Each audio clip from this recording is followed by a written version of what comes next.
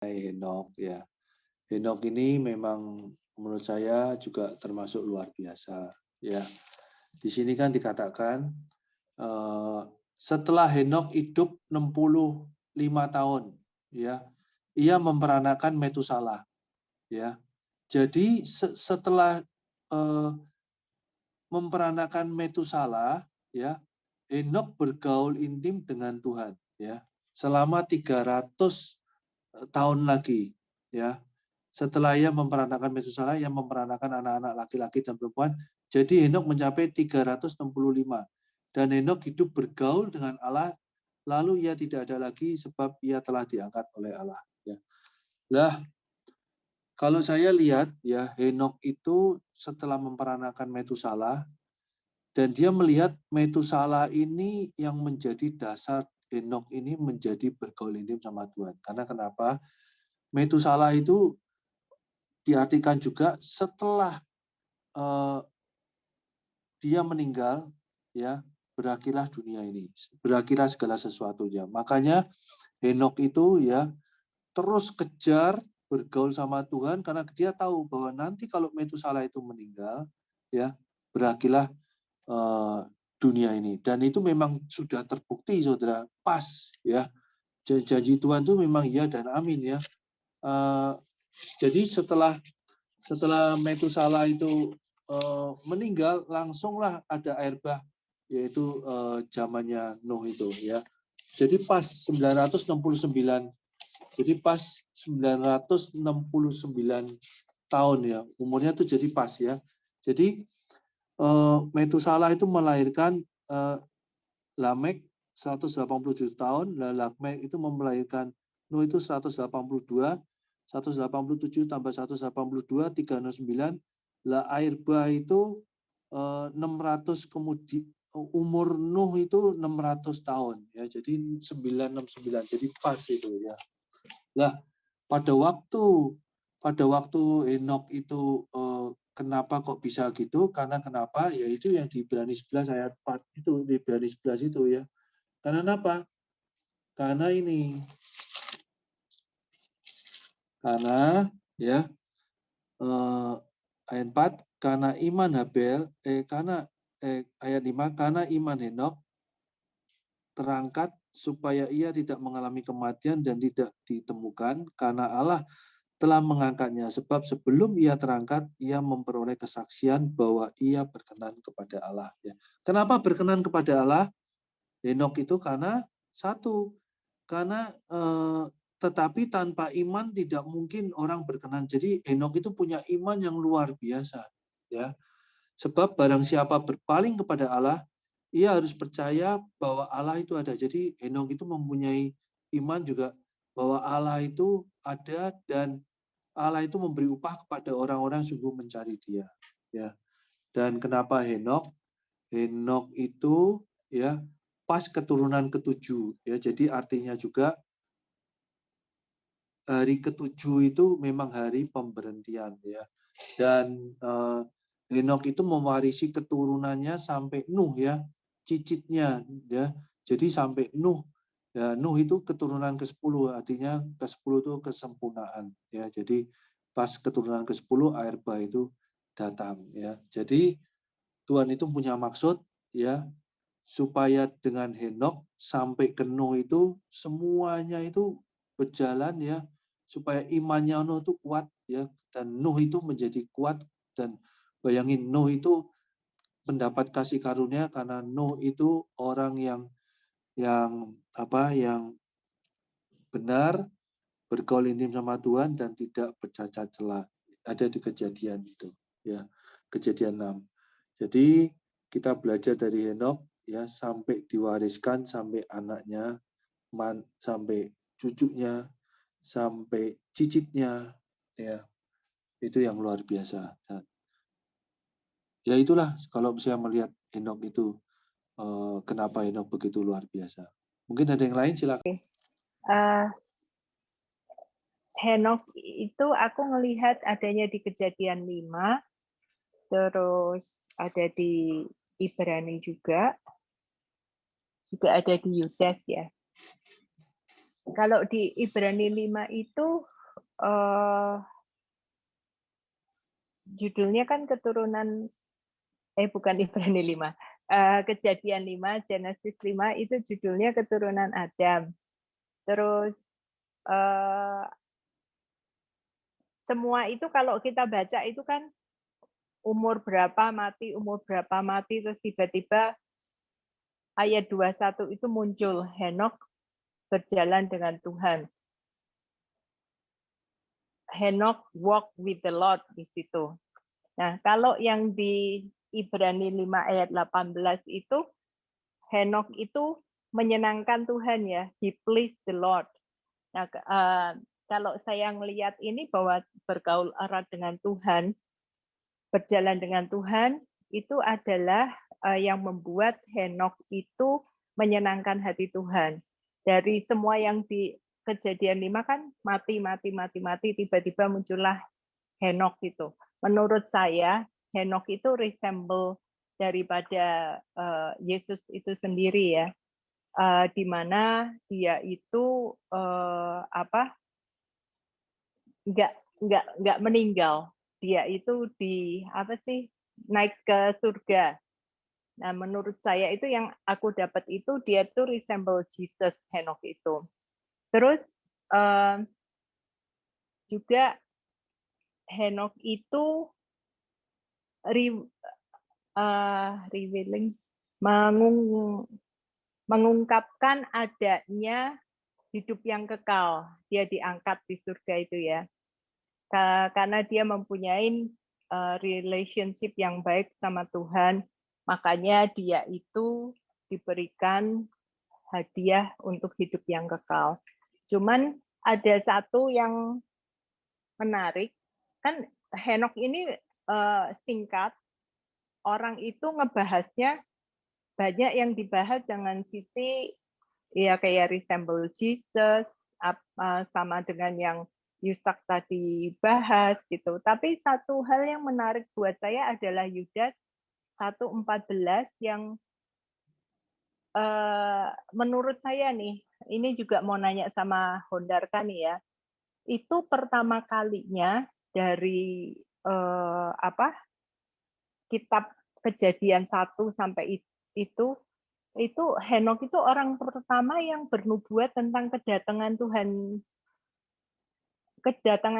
Benar ya Honda ya? Karena dia bilang kan di situ Tuhan akan hadir bersama dengan malaikat-malaikatnya. Itu yang menarik perhatian aku tuh Yudas 1:14.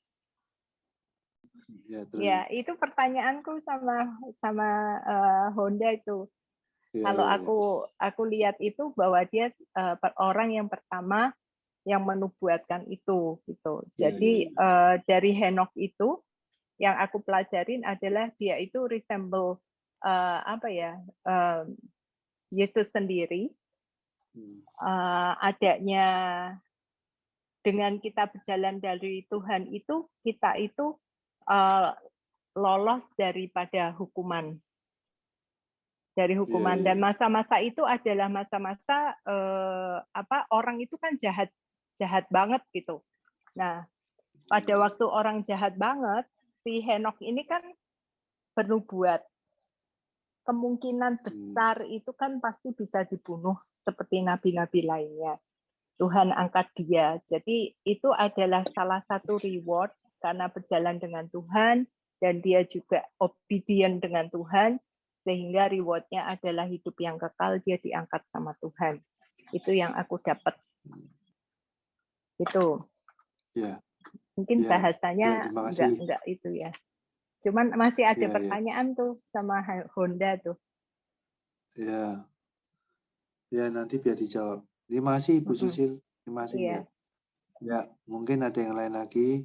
Ya, kenapa Henok itu 365 itu juga menjaminkan selama 365 hari, 65 tahun itu 365 hari kita harus bergaul intim sama Tuhan. Ya. Ya mungkin ya ada yang mau nyampein silakan. Jadi Henok itu luar biasa ya. Jadi Henokh itu percaya bahwa Allah itu ada dan mempunyai iman sehingga Allah itu berkenan kepada Henokh ya. Dan barang siapa percaya, Allah memberi upah kepada orang-orang yang percaya kepadanya. Ada, saudara? Jadi aku lihat Henokh itu juga luar biasa karena kenapa? Dia tahu bahwa Metusala ini kalau meninggal ya berakhir semuanya. Makanya Henokh tuh kejar-kejaran ya. Bagaimana kita dalam kehidupan ini juga sama. Kalau seandainya besok kita mau meninggal gitu, apa yang kita harus lakukan? Pasti kan kejar-kejaran terus ya. Seandainya nih kita tahu waktu kita akan meninggal 2 tahun lagi, wah pasti kita kejar-kejaran ya. Apa yang harus kita lakukan ya untuk ini, untuk itu ya. Kalau Henokh langsung bergaul intim sama Tuhan ya sejak Metusalah lahir.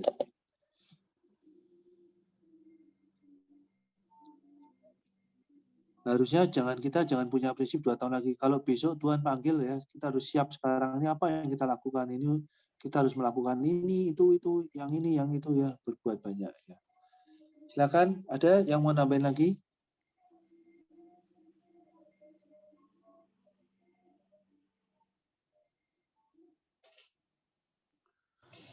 Selamat malam. Sorry tadi Malam, ya. agak rempong. Ya.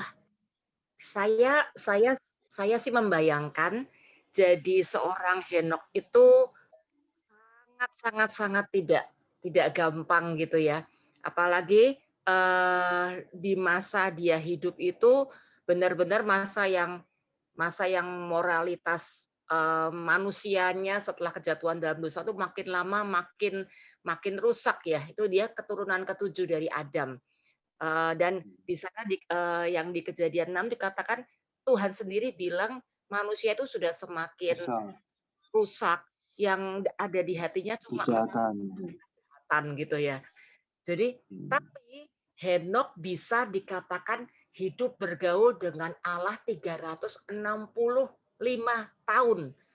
Itu yang 300 tahun, 300. Memang 300 tahun, Bu.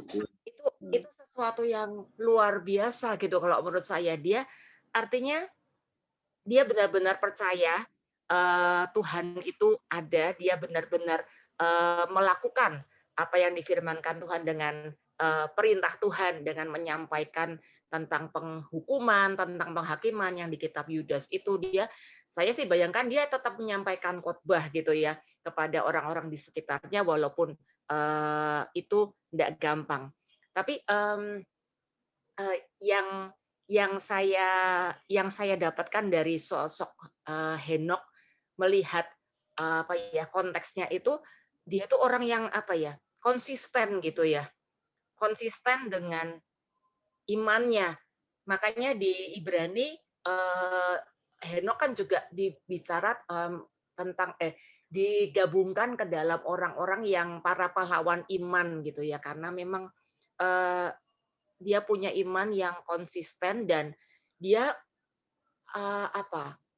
kalau ada di tengah lingkungan yang jahat, cenderungnya kan kita itu menutup diri, melindungi diri dari pengaruh. Tapi karena dia dapat tugas dari Tuhan, dia pasti mau nggak mau harus membuka diri. Dia mau nggak mau bergaul dengan sesamanya supaya bisa bisa menyampaikan firman itu dengan baik, tidak dengan sikap penghukuman, tapi dia harus bisa bergaul.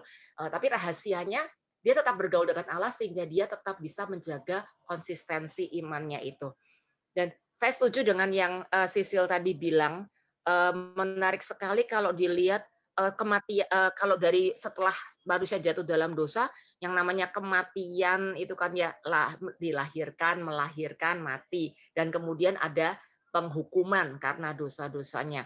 Itu kan narasinya seperti itu. Tapi di tengah-tengah narasi yang seperti itu tiba-tiba ada satu sisipan yang menghentak nadi kesadaran kita ya, pembacanya, ini ternyata kematian itu tidak harus selalu jadi bagian dari dunia yang sudah berdosa. Tapi bagaimana caranya gitu ya, hanya ada di dalam Tuhan. jadi cerita tentang Henokh ada sepertinya seolah-olah disisipkan di antara kematian-kematian itu untuk menunjukkan kepada kita ada pengharapan di tengah dunia yang sudah rusak oleh dosa. Tapi pengharapan itu tentunya hanya didapat di dalam Tuhan dan dengan cara hidup bergaul dengan Tuhan seperti yang dilakukan oleh Henokh. Oke, itu aja dulu sharing saya. Makasih Pak Yusak. Oh ya, terima kasih Bu. Terima kasih Bu Menti, terima kasih Bu. Ya. Ya, ada lain lagi, silakan. Kalau nggak ada, silakan Pak Ondarga mau ini Pak, mau memberi penjelasan Pak.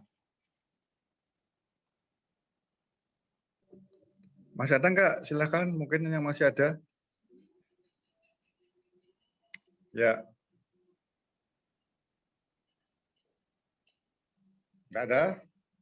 Nggak ada, saya penutup ya. Baik.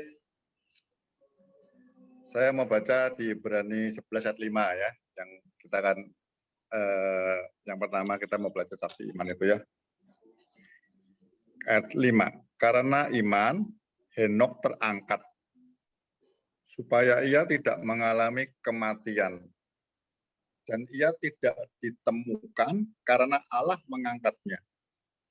Sebab sebelum ia terangkat, ia memperoleh kesaksian bahwa ia berkenan kepada Allah. Penjelasannya kita bisa tadi dibaca ya, ayat Kejadian 5, 24 itu ya.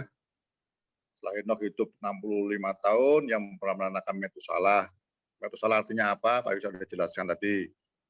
Dan Henokh, dan setelah itu teksnya begitu ya, dan setelah Metusalah lahir, dia sadar betul namanya dari Pak Yusak ceritakan, bahwa nanti setelah kematiannya akan ada penghakiman, kira-kira begitu nama ditafsir secara umumnya. Walaupun khususnya manusia lembing begitu ya. Dengan Henokh, dan Henokh hidup bergaul dengan Allah selama 300 tahun lagi. Setelah ia memenangkan Metusalah. Dan ia memperanakan anak laki-laki dan perempuan. Masih banyak yang lain lagi. Tapi Metusalah yang membuat perubahan hidup. Jadi Henokh mencapai umur 365 tahun. Dan Henokh hidup bergaul dengan Allah, 2 kali disebutkan ya. Lalu yang tidak ada lagi sebab ia telah diangkat oleh Allah. Saya mau cerita di Kejadian 5 dulu ya. Yang pertama saya mau sharing begini. Ini ceritanya sebenarnya konteksnya ini selama Henokh 65 tahun sebelum Metusalah lahir, hidupnya biasa-biasa. Ya. Tapi ketika dia punya anak namanya Metusalah, punya anak dikasih nama Metusalah, saya percaya ini apa ya? Saya percaya Tuhan beri nama itu karena nanti persis apa yang saya jelaskan dia. Metusalah itu meninggal, tafsirnya yang ngomong 7 hari lagi air bah muncul begitu. Jadi Metusalah 7 hari sebelum air bah dia meninggal. Nuh, sepertinya Nuh tahu peringatan itu. Nuh masuk semua ke bahtera, tunggu air hujan mulai turun begitu. Jadi yang pertama kita belajar apa? Dengan iman, orang-orang beriman itu, kalau Anda punya anak, ingat baik-baik ya, anak itu anak Tuhan, kita tahu itu ya. Jadi kasih nama jangan sembarangan. Artinya yang kedua apa? Artinya yang kedua, rencana Allah itu ya dalam hidupmu bukan berakhir di hidupmu, tapi di anakmu begitu. Jadi kasih namanya, berdoa dulu, dapat nama sesuatu, kelahiran seseorang itu, anak khususnya, itu akan mengubah, yang benar ya, mengubah hidup orang tuanya. Ya. Saya mau cerita ini, saudaraku. Kenapa Kejadian 3 itu ya, yang ketika manusia jatuh dalam dosa, Tuhan ngomongnya apa kepada Adam dan Hawa? Nanti keturunan perempuan ini gitu ya, akan munculnya Mesias meremukkan kepala ular itu. Sang Mesias itu juru selamat itu. Ya, akan mengalahkan iblis dan maut itu. Keturunan, ya, artinya nanti akan lahir seorang bayi keturunan begitu ya, anak laki-laki. Ya nggak sebut laki-laki dulu, ya kalau konteksnya orang Yahudi tahu laki-laki. Jadi saya percaya sejak itu setiap orang ya, sampai sebelum Yesus lahir orang Yahudi ketika mengandung dia berharap jangan-jangan ini Mesias nih. Ya kira begitulah. Kalau orang tua yang benar ya, bahkan anak ditunggu-tunggu, ternyata bukan. Ditunggu bertahun-tahun begitu. Ya. Jadi kalau Anda punya anak, jangan lupa ya, anak ini bahasa kasarnya ini bisa menentukan nasibmu begitu. Jangan main-main dengan anak. Ya. Nah, Yesus ngajar perkara anak banyak sekali, saya nggak singgung itu. Tapi saya mau belajar perkara itu. Kalau Anda punya anak, jangan asal kasih anak, kasih nama. Yang kedua, akan mengubah hidupmu pasti. Ya. Kalau kita belajar Henok, hidup kita lebih baik, lebih mulai bergaul akrab dengan Tuhan. Gitu ya. Anaknya lahir dari masalah dia, aduh ini akan ada penghakiman. Lihat tadi Bu Meti jelaskan ya Meti ya, bahwa situasinya seperti itu ya, seperti orang berdosa semua, tidak ada yang benar ya. Tapi Henok justru ngerti tandanya lahir itu membuat dia dikatakan bertobat ya. Tadi Bu Sil sempat katakan Yudas 1 itu ya. Hati-hati itu salah satunya dia mengajar atau sebagai guru ya, pembawa berita begitu. Jadi Henok saya percaya sejak begitu dia baru dengan akrab dengan Allah. Sekaligus dia akan cerita banyak loh. Ini namanya Pentosalah kan ada penghakiman ya. Cerita banyak. Setiap hari dia apa yang bergaul dengan Allah itu teksnya itu kan berjalan bersama dengan Tuhan ya. Kalau lihat bahasa aslinya itu bukan berjalan sama-sama, tak bergaul itu sesuatu yang dia betul-betul menyerahkan hidupnya untuk sepenuhnya nurutin kepada Allah. Kehendaknya semua dia taruh untuk mengikuti Tuhan sepenuhnya. Ya. Sehingga hidupnya yang kedua dia memberitakan penghakiman Tuhan. Kalau di Yudas itu hebat memang di Yudas itu ya. Yudas 1 itu 14-15 itu kalau Adam itu menerima nubuatan bahwa akan lahir Mesias, kalau di Yudas itu Henok nubuatannya itu akan cerita Mesias datang kedua kali, Orang Kudusnya itu. Ya. Dia melampaui Yesus lahir seperti itu. Ya. Jadi cerita itu nggak tahu bagaimana ceritanya. Tadi yang saya di grup memberitahu ya, jangan baca kitab Henok nanti itu. Yang baca-baca pengetahuan nggak apa-apa sih.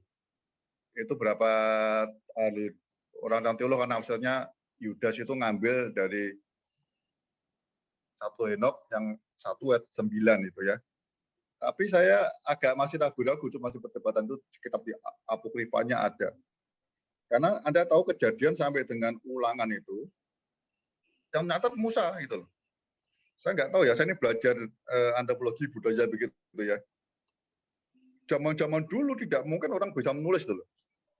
Kalau lihat di Alkitabnya yang nulis pertama kali Musa nulis kejadian 5 kitab pertama itu. Jadi Musa karena mereka sekolah di Mesir, Musa bisa nyatat itu ya.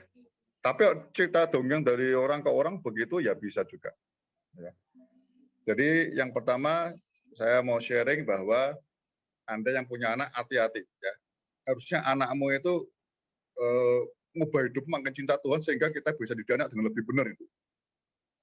Karena ini bukan sekedar penerus nama kita, tapi anak ini ada penerus rencana Allah yang lebih mulia. Nah, penghakiman, entah apapun juga. Yang kedua, saya mau cerita Henok ini diangkat. Tadi Bu Meti ya, Meti sudah cerita bahwa ada pengharapan itu ya. Generasi ketujuh dari Adam, ya, Abel itu gini. Abel itu kita belajar apa? Ini orang benar, ya, mati, dibunuh lagi. Ya. Generasi ketujuhnya, ya, tujuh angka sempurna gitu ya. Tuhan izinkan Henok diangkat. Jadi ini orang-orang ini apa ya? Anda tahu ketika Henok diangkat itu hampir semua bapak-bapak leluhur ya, selain Adam ya, yang sudah mati ya. Lainnya lihat semua itu. Kecuali Nuh. Itu nggak salah belum lahir, sampai Lamek. Jadi ada 8 orang bapak leluhur yang tua-tua itu lihat semua pengangkatan Henok. Ya. Jadi ini menimbulkan suatu pengharapan baru bahwa sebenarnya yang dosa semua mati semua. Kalau kita mau hidup dengan iman yang benar, ya, berkenan pada Tuhan, Tuhan berkenan kepada kita, gitu ya, kita bisa diangkat, pindah. Jadi kan sejalan baru sudah jelas ya, Paulus bilang tidak semuanya akan mati. Nanti Tuhan datang kedua kali ya yang hidup benar ya diangkat, akan nikmati itu. Itu seperti yang saya sampaikan minggu lalu kan, kebangkitan Kristus, kenaikan Yesus nanti menunjukkan bahwa surga itu bukan tempat untuk roh, tapi tubuh semua nih yang telah dibangkitkan, atau Henok ya langsung. Ya saya percaya tubuhnya berubah kemuliaan itu ya, Elia dan Musa juga begitu. Yang Musa dibangkitkan juga hidup nyata di Firdaus begitu kira-kira bahasanya. Ya, jadi pengalaman buat kita bahwa kita bisa diangkat langsung seperti itu kalau sudah datang kedua kali. Yang kedua, kalau kita mati pun seperti Habel nggak masalah. Ya. Seperti Henok, puji Tuhan. Seperti Yesus beritahu pada Petrus ya, Anda tahu di Yohanes 21, Yesus bilang pada Simon Petrus, ya, engkau mati akan memuliakan Tuhan. Baik matinya seperti Habel maupun nanti akan seperti itu. Bukan cara matinya, tapi kematian kita itu akan memuliakan Tuhan. Itu yang penghidupkan Kristus. Ya. Nah, saya mau coba lihat lagi di Ibrani ya. Saya ulangi sedikit yang di Ibrani ya. Sebab bagi kalimat kedua, sebab sebelum ia terangkat, ia memperoleh kesaksian bahwa ia berkenan kepada Allah. Kalau Habel, ya, dia memperoleh kesaksian kepada bahwa ia benar di hadapan Allah. Ya, orang benar, persembahannya itu mesti benar. Hati-hati ya. Nah, kalau Anda sudah benar hidupnya dengan iman, setiap kali persembahan jangan main-main. Hati-hati, persembahanmu itu mencerminkan hidupmu sebenarnya. Yang Henok ini ya generasi ketujuh, ada pengharapan buat kita orang berdosa terangkat mengalami kematian. Wow, ya. Berapa banyak orang akan kepingin nanti diangkat seperti Henok begitu. Yang mau saya sampaikan, sebelum ia terangkat, ia memperoleh kesaksian bahwa ia berkenan kepada Allah. Ini kata kuncinya, saudara. Ya. Bergaul dengan Allah itu sebenarnya satu sisi kita rasakan, tapi sebenarnya yang penting Tuhannya. Karena bergaul itu ngomong-ngomong apa, kita nurut nggak? Saya percaya Henok ini kan ketemu dengan Adam ya. Adam itu umurnya loh, salah meninggalnya sampai ketemu Lamek gitu dia ya. Jadi dia ngerti ceritanya Adam, bagaimana Adam bergaul dengan Tuhan, berjalan bersama di Taman Eden itu kan tahu semua ceritanya gitu ya. Henok ngalami itu, dia kepingin akhirnya dia nikmati betul. Ya. Jadi yang penting bagaimana hari ini kita. Kita hari ini praktisnya begini mungkin. Saya sejak ngerti ayat ini saya mau belajar begini. Setiap mau tidur malam, saya selalu sudah baca kitab, sudah berdoa, sudah. Paling terakhir kita berdiam diri sejenak. Beri waktu 5-10 menit sama Roh Kudus. Roh Kudus, hari ini kau lihat hidupku. Perbuatanku, tingkah lakuku, masih ada yang belum berkenan tidak? Diam sejenak, saya percaya nanti seperti Roh Kudus lihatkan rekaman kembali gitu. Anda akan dilihat dari bangun tidur apa semua begitu. Nanti ada poin-poin yang Roh Kudus tidak berkenan, Anda akan dikasih tahu. Ini kamu nggak berkenan. Kalau ditunjukkan seperti itu, kita minta ampun segera, saudara. Ya. Supaya kita sebelum tutup mata tidur, ya, kita memang saksikan itu. Hondarka, sudah engkau sudah minta ampun, semua engkau berkenan. Tidur kita. Ya jangan main-main ya, tidur itu belum tentu semua orang bisa bangun loh. Orang bisa bangun itu anugerah melek itu luar biasa. Ya, teman saya tidur nggak bangun ada. Ya, saya tidur besoknya nggak bangun. Banyak ya. Jadi tolong jangan main. Praktisnya begitu ya. Anda mau praktisnya aplikasinya begitu. Tiap hari sebelum tidur terakhir ya, Anda mungkin doa keluarga, jemaat semua ya. Anak buah siapapun doakan terakhirnya diam sejenak. Roh Kudus, kan dia roh penolong untuk kita. Dia menyertai hidup kita selamanya kan dia. Ya. Untuk ngecek apakah betul-betul bergaul dengan Tuhan kita. Menurut pandangan Tuhan loh. Mungkin menurut pandangan saya, supaya saya cerita semua mau diangkat, semua mau bergaul sama Tuhan. Tapi nanti Anda kan saya ceritakan ini Ibrani luar biasa. Ibrani nulis berkenan seperti apa, bagaimana dengan iman yang berkenan itu, biar bisa diangkat. Nulis Ibrani nulis di pasal di ayat 6-nya nanti kita lihat. Ya, yang berikutnya kita tahu ya, setiap malam ayo sebelum tidur Anda dan saya, kita semua praktek, ya, membuka diri. Nanti ketika Roh Kudus beritahu, ini aku nggak berkenan, ini aku nggak berkenan, cepat minta ampun, jangan ditunda. Jadi ketika Anda bangun pun langsung di virdos nggak masalah. Gitu ya. Ayat 6 itu penting nih. Ibrani menjelaskan pengertian berkenannya Henokh seperti apa. Tetapi tanpa iman tidak mungkin orang berkenan kepada Allah. Ya. Iman di dasar itu mendasari untuk berkenan dulu. Ya, berkenan itu apa artinya? Dengan iman dan mulai berjalan bersama dengan Tuhan, bergolak karib dengan Tuhan. Bagaimana iman yang seperti itu bisa berjalan dengan Tuhan? Dibahas dua hal. Sebab barang siapa berpaling kepada Allah, itu Henokh alami ya. Henokh umur 65 berbalik kepada Tuhan. Ia harus percaya bahwa Allah ada. Yang pertama. Yang kedua, bahwa Allah memberi upah kepada orang yang sungguh-sungguh mencari Dia. Ini dua hal syarat yang terus oleh Ibrani ini, penulis Ibrani, yang membuat Henokh bisa terangkat. Imannya seperti apa yang buat berkenan? Imannya begini. Yang pertama, iman itu apa? Anda percaya bahwa Allah itu ada. Loh, kalau nggak ada ya berjalan sama siapa? Nggak mungkin. Allah itu ada. Ya. Ini kelihatannya gampang ya. Saya coba merenungkan Allah itu ada. Anda coba lihat bandingkan agama lain. Allah kita ya, yang nampak kan Kristus misalnya ya. Kalau orang yang Yahudi dulu kan tahu Yahweh. Allah itu ada seperti apa? Dengan karyanya terlihat ya.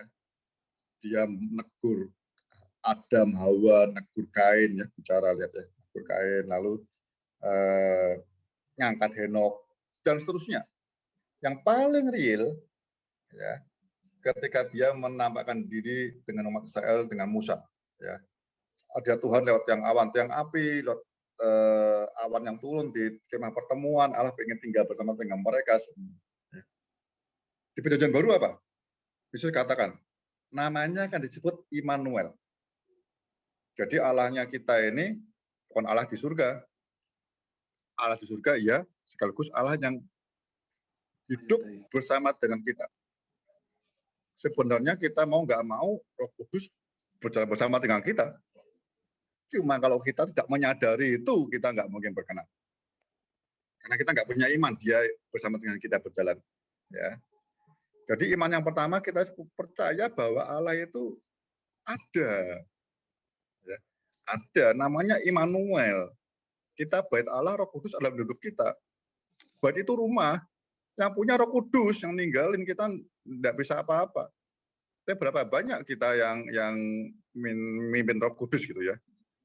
Padahal melakukan kedagingan kita pernah belajar hidup oleh Roh, ya. Dipimpin oleh Roh, ya. Pimpin hidupmu itu pengalaman real, ya. Bukan kepengen masuk surga, pengen diangkat.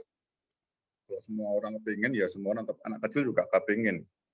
Tapi apakah dengan hidupmu itu orang melihat bahwa ini saya, Pak Yusa dan semuanya ini betul-betul lihat nggak hidupnya memang menuju ke surga? Henokh orang kelihatan, ya. 300 tahun berikutnya dia bergaul karib dengan Tuhan, berjalan bersama dengan Tuhan. Artinya apa? Tuhan kelihatan betul dalam hidup Henokh. Nah, hari ini namanya Immanuel.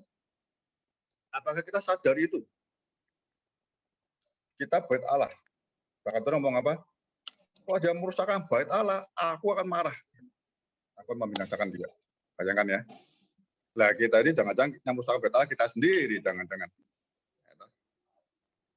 Apakah ketika Roh Kudus bilang ini rumahmu masih gelap, lampunya mati satu, gedengnya bocor, kita diam aja atau segera berbenah? Sebenarnya dengan Allah itu berjalan dengan Tuhan. Hari ini setiap orang percaya sudah bertobat sungguh-sungguh terima Yesus, kita sudah bergaul dengan Allah harusnya. Cuma persoalannya, apakah kita nyadari itu?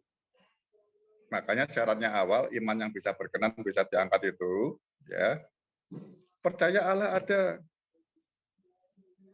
Paling tidak ada dua istilah yang Allahnya orang Kristen itu. Orang luar juga ngakui lah kok ngomong Allah.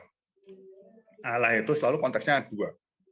Satu, dia omnipotent, dia maha kuasa. Ya. Allah yang Immanuel menyertai kita tuh maha kuasa, dialah pencipta.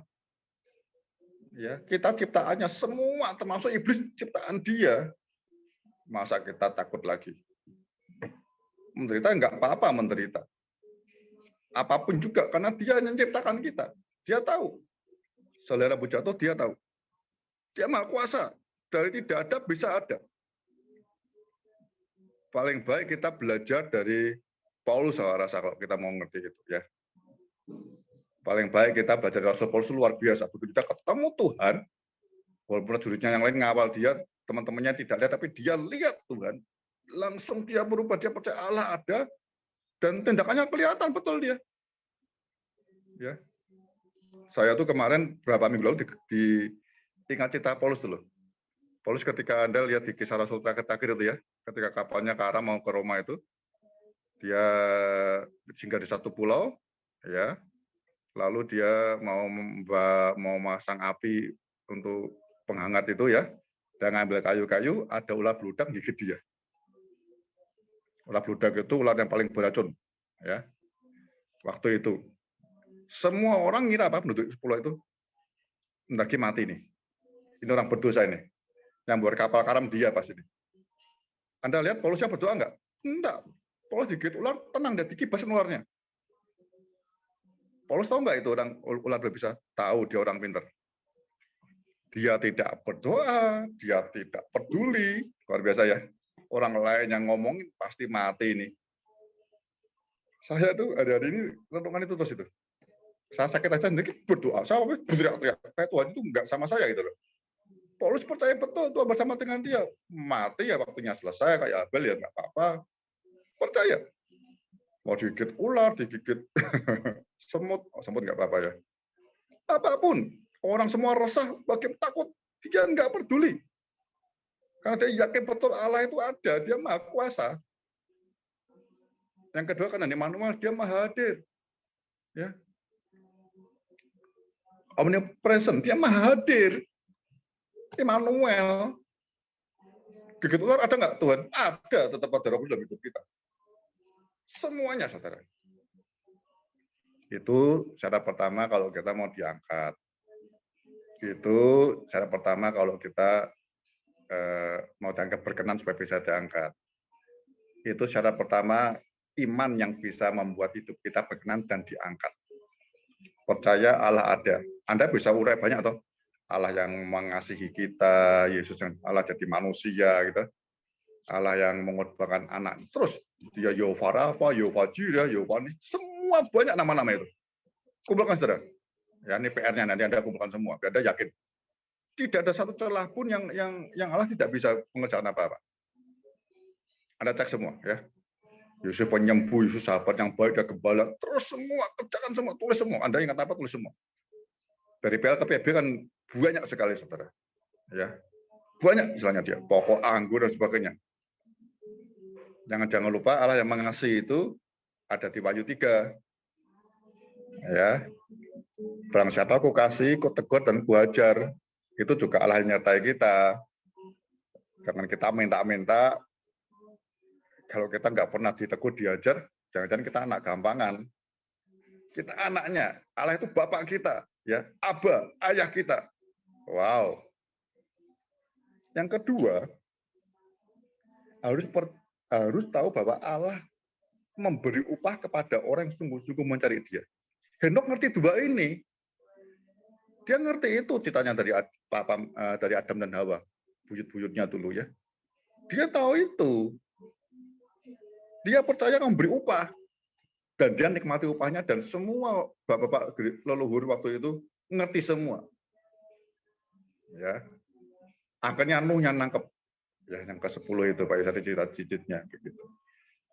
Anda kalau mau lihat Allah memberi upah kepada orang sungguh-sungguh mencari dia, Anda bisa lihat di kitab Wahyu 2 dan 3 minimal. Siapa menang sampai akhir, upahnya banyak upahnya. Batu putih, mahkota kehidupan, dari buah kehidupan, pohon kehidupan, dan segalanya, saudara. Kalau kita nggak ngerti gini-gini, maunya diangkat ya nanti kita hanya mimpi di siang hari bolong. Ya, kita hanya kayak anak-anak kena orang-orang komunis nganggap kita kena opium saja. Karena mereka nggak lihat hidup kita. Kalau Paulus dia lihat sering nggak tidur, dipukulin, terus tidak pernah menggoyahkan imannya sama sekali. Henok seharusnya begitu, dia kesulitan hidup. Anda tahu ya, ini bapak sampai zaman Nuh ya. Anda tahu Henok ini kira-kira umurnya cuma separuh dari bapak-bapak yang lain. Karena Pak Allah ngerti ini orang benar kudus, dunia makin rusak ya. Ada yang dengar ada tidak gitu ketika dia nyampaikan. Separuh Pak, sepertiganya, 365 sepertiganya. Ya, ada yang 800 ya. Anda hitung nanti boleh lah. Nggak saya bilang kira-kira. Kalau masih perplek nggak ada. Ya. Yang penting dia kenapa mati muda? Ya saya kayak gitu-gitu ya nanti Anda urus masing-masing dah. Ya, prinsipnya yang betul, yang penting hidupnya. Ya, karena dia tersiksa kayak Nuh itu loh, lihat orang benar itu orang enggak benar. Terus sedih. Dia berdoa, Tuhan lihat, lah hatimu hari ini dengan dosa, dengan duniawi senang atau sedih? Kalau hati saya senang sama duniawi ya, waktu kita habis untuk apa? Bergaul dengan Allah atau bergaul dengan handphone gitu. Kalau masih suka duniawi ya nggak mungkin diangkat. Tapi kalau kita meninggalkan surgawi terus jaga hidup kudus bener. Nah Tuhan tahu wah ini tak siksa ini. Dah tinggal bersama dengan aku dah. Tapi kalau kita masih nyukai duniawi, masih nikmati soto Betawi kayak saya begini, ya jarang-jarang doa puasa gitu kan. Upahnya luar biasa. Anda rindu nggak itu? Gitu loh. Atau merindukan upah hari ini banyak orang maaf ya. Rindukan upahnya sekarang diambil. Sakit minta sembuh. Minta berkat hari ini, kita tidak pernah mikir ke depan, upah yang kekal besoknya. Ya. Saya kemarin dengan para pendeta, kan saya yayasan saya ini kan tiap bulan seminar dan diskusi dengan para pendeta. Ya, Anda bayangkan tadi, makanya saya mau sharing sedikit ya di grup ya. Anda sungguh-sungguh berdoa, minta Roh Kudus baca Alkitab aja, dapat tafsir boleh lah, tafsir atau beberapa terjemahan Alkitab versi bahasa Inggris atau apapun juga ya. Anda berdoa dengan Roh Kudus. Nah, nanti sampai ketemu baru-baru gitu loh. Apa-apa. Karena kalau Anda Google belajar teologi, itu semua pendeta udah tahu semua itu. Anda bisa bayangkan saya ya. Saya ini tiap bulan sharingnya dengan para pendeta. Jauh-jauh lagi. Ada yang 3 jam dari tempatnya ke sini, tempat saya ini di Metro ini. Itu kalau mereka itu tidak dapat yang baru-baru, mana mau. Saya tiap kali nggak para pendeta stres, saudaraku. Tuhan apalagi ini sandesak Roh Kudus. Ya mungkin ada Bu Metil, siapa ada Pak Titus ya. Kalau kita sudah belajar teologi itu khotbah terlalu gampang. Tapi saya ketika saya dengarkan firman Tuhan, saya mau taruh semua ilmu teologi saya. Tuhan aku mau hal tafsir yang baru Tuhan. Saya selalu ingatnya Pak Stefan Tong loh. Stefan Tong selalu ngomongnya begini Stefan Tong. Jangan takut dengan Roh Kudus punya tafsir baru. Berani nafsir dengan Roh Kudus. Nah, masa yang Roh Kudus ngomong sama Pak Stefan Tong, saya mau Tuhan. Saya mau dapat rema firman tafsir yang baru. Karena saya beri sharingnya kepada para pendeta yang sudah tahu teologi. Saya buka Google, buka apa, mereka tahu semua. Kalau mereka 1-2 kali, begini mereka ngomongnya, bubar pasti. Saya sudah hampir 10 tahun saudara dengan mereka. Ya dari 100-an orang tinggal 30-an lah kira-kira yang setia deh. Tapi jauh-jauh. Itu yang saya mau bilang, pengalaman ya Pak Bambang dan teman-teman yang lain ya. Roh Kudus nanti Anda sudah dapat dari Roh Kudus, dapat sesuatu, nggak apa-apa. Jangan takut sesat. Nanti kita sharing begini ya. Lalu Anda bolehlah Google, YouTube ya. Negukan begitu ya. Tadi saya rasa Pak Yusa itu juga lihat-lihat banyak tuh, ya toh? Itu kan umum di Google banyak yang Pak Yusa baca itu. Enggak, aku enggak baca Google. Enggak bisa, tahu Metusalah tafsirnya dari mana? Metusalah. Pasti enggak baca buku kayak gitu betul. Semua orang kan belajar begitu. Ya. Karena waktu sebelum dulu aku pernah bahas di gereja mengenai Metusalah. Iya. Jangan yang dulu, minta yang baru, Pak. Kalau dulu Anda taunya dulu lagi. Begitu tapi ini aku juga tafsir dulu ya. disadarkan saya potong dulu aja, Pak Yusan nanti aja. Ya, Anda kan host, saya kan membicara. Lihat ya. Yang terakhir lihat, berubah kepada orang apa? Semua orang, tidak orang semua. Yang sungguh-sungguh mencari dia. Ya, sungguh-sungguh. Anda lihat, saya melihat terjemahannya apa tadi ya? Saya kok lupa. Amplified itu apa ya? Itu sungguh-sungguhnya itu sampai benar-benar apa yang British Bible itu ya. Itu sungguh-sungguhnya itu bahasanya itu dia menerjemahkannya sampai dengan serius shirt, kayak cari sungguh-sungguh gitu loh. Ini kata ini hanya muncul ketika janda yang di kitab Injil ya, janda uang dirhamnya jatuh, dirham itu kan kayak koin kecil ya, jatuh di tengah-tengah jerami, mati kau cari bagaimana. Kalau uang kertas gampang jerami, jadi dia cari sungguh-sungguh jerami, seperti itu bahasa, sama itu bahasanya. Jadi nyari Tuhan nggak bisa santai, sungguh-sungguh itu kata kuncinya. Kalau Anda, maaf tadi saya ngomong ya, saya kalau dapat Henok itu ya, saya mau Henoknya baru kok. Tuhan apalagi Tuhan, apalagi Tuhan. Gitu. Kalau dulu saya juga belajar Henok berapa kali kalau saya ketemu Henok. Tapi kita ketemu Henok lagi, Tuhan apa yang baru lagi? Apa Tuhan? Jadi saya persiapannya dengan saudara enak persiapan saya. Anda enggak saya kasih makanan basi. Apa Tuhan? Apa Tuhan? Nah, masing-masing punya pengalaman begitu ya. Lalu Anda belajar teologi, belajar apa, sekarang Google atau apa, banyak nanti ketemu gitu ya. Tapi itu buat saya jangan buat Anda kenyang. Kalau Anda enggak punya waktu pribadi dengan Tuhan, ya enggak bergaul dengan Tuhan namanya. Bergaul itu tiap hari, Roh Kudus, dengan Alkitabnya ya. Roh Kudus ngajar kita, ngurapi kita, 1 Yohanes pasal 2 tuh. 1 Yohanes pasal 2 berapa tuh? Urapannya kan mengajar kita. Ya, apalagi kayak Pak Yusa ya, Pak Tuhan itu ya. Mintanya Anda mau khotbah apa di depan para pendeta? Ya. Kalau Anda debat sekolah minggu ya Anda hebat. Tapi depan para pendeta kan ngomong apa coba? Nah, minta yang baru Pak, seger nanti. Jadi semua orang kagum sama kita bukan apa-apa. Walaupun nanti orang, oh ini tahu buku itu. Tapi kita kan tulus, kita nggak nyontek itu dulu. Saya dapat dulu, nah baru saya lihat, oh ada yang seperti ini. Ya. Kata sungguh-sungguh itu kunci terakhir. Untuk Anda nikmati upah, ya upahnya diangkat Tuhan itu sungguh-sungguh. Henok itu sungguh-sungguh tiap hari. Bergaulnya itu hampir seperti suami istri gitu ya.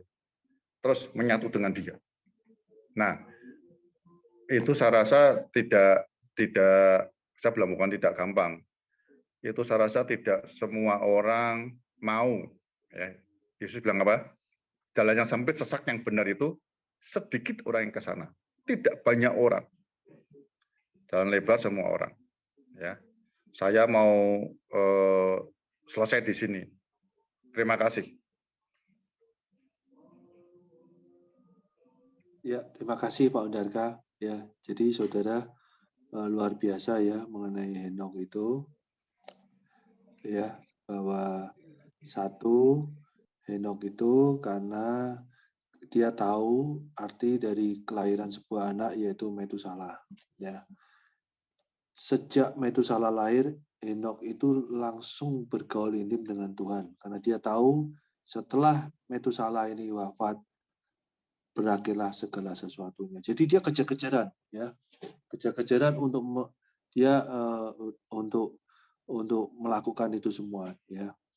Dan yang kedua, Allah itu berkenan, ya, kepada Henok karena Henok itu orang yang beriman, ya.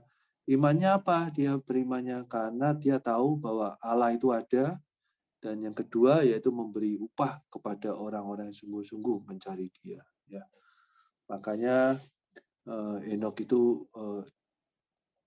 dikasih oleh Tuhan, dan Henok itu memberi teladan, ya. Ketujuh, ini angkatan ketujuh. Jadi Adam itu juga melihat Henok, ya. Adam itu masih hidup dan melihat Henok, wah ini cucu cicitku ini luar biasa ya. Ya, bahkan dia bisa menyampaikan sampai dengan Nuh, ya. Itu yang luar biasa, menyambungkan, ya. Saya percaya itu ada maksud Tuhan, ya, dengan adanya Henok itu menyambungkan sampai ke Nuh, ya, ke cicitnya, ya. Dan Nuh tahu bahwa Henok itu diangkat Tuhan ya. Dan tadi Pak Udarga juga udah cerita kan bahwa pada waktu Metusalah Enggak tahu, meninggal. Hah? Tidak tahu. Tidak tahu soal apa, Pak? Diangkat. Oh no, sebentar. No kan 600 tahun. 600 tahun. Tahu nggak, Pak? Pak Titus. Pak Titus. Pak, ini Ya, kan Pak. no kan. Pak Titus punya bukunya Abraham Pak itu. Nah, itu mesti kalau mau lengkap bacanya di sana, ada satu set 7 buku itu ditulis di Yang sana satu jelas. aja Pak, yang langsung baca satu aja, sila kejadian aja Pak Yusa itu. Yang diketukang. Tapi kan Pak, sebentar, no kan itu kan Metusalah melahirkan 187, Lamek 182 kan 369. Setelah itu no kan pada waktu itu masih ada loh Pak, menurut aku Pak.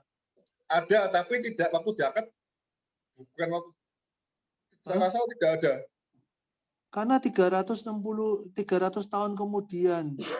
300 kemudian. Itu nanti bahasnya. Yang penting aplikasinya, Pak. Ya, yang penting aplikasinya ya. Yang penting aplikasinya. Nanti waktu bisa bantu Pak Yus, bisa lihat itu. Iya. Yang penting aplikasinya. Ya. Ya, silakan. Yang lain ada yang mau nambahin? Jadi saudara Nuh itu tahu ya bahwa wah ini Metusalah meninggal dan benar, dan dia makanya saudara 7 hari kemudian ya Nuh itu membawa semuanya itu masuk ke dalam kapal ya. Tapi Nuh itu kan proklamasinya selama 120 tahun saudara ya untuk membuat kapal itu. Ya silakan saudara. Ada yang mau nambahin? Selamat malam Bu Maria, Pak Stef ya semuanya ya. Ini tadi yang Pak Hondarka bilang tentang yang di amplified itu, mungkin ini kali Pak yang di dalam kurung. Hidupannya si Enoch itu in habitual fellowship. Bahasa Inggrisnya kali Pak. Terus sama adalah satu lagi yang di dalam kurung. Aku bacain semua deh ya dari kejadian 5 21 sampai 24 ya, yang dari versinya amplified ya. When Enoch was 65 years old, he became the father of Methuselah.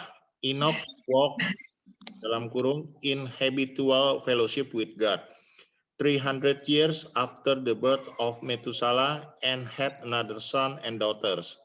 So all the day of Enoch were there 165 years. And dalam kurung lagi, in reverent fear and obedience, Enoch walked with God, and he was not dalam kurung found among men because God took him away to be home with him. Ya mungkin yang jago Inggris tolong ditranslate. Ya itu nggak usah Steve, udah lihat masing-masing. Aku puyeng bacanya, kalau yang puyeng lagi nggak usah, Anda baca itu tangkapnya apa untuk aplikasinya, boleh Steve langsung aja. Ya silakan. Kalau aku sih ngeliatnya yang in habit, jadi habitual itu, jadi kalau aku ngeliat dari kamusnya itu, jadi apa namanya, udah jadi bagian hidupnya gitu loh. Iya.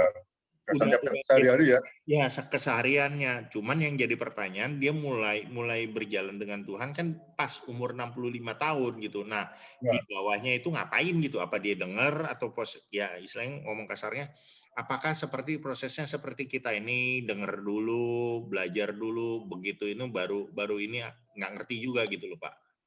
Yang nggak ngerti ya nggak ada pokoknya punya anak berubah gitu aja deh. Kalau nggak ngertinya itu susah kan, karena itu semua orang ada masih hidup itu. Sama keturunannya sampai Metusalah ada masih hidup semua.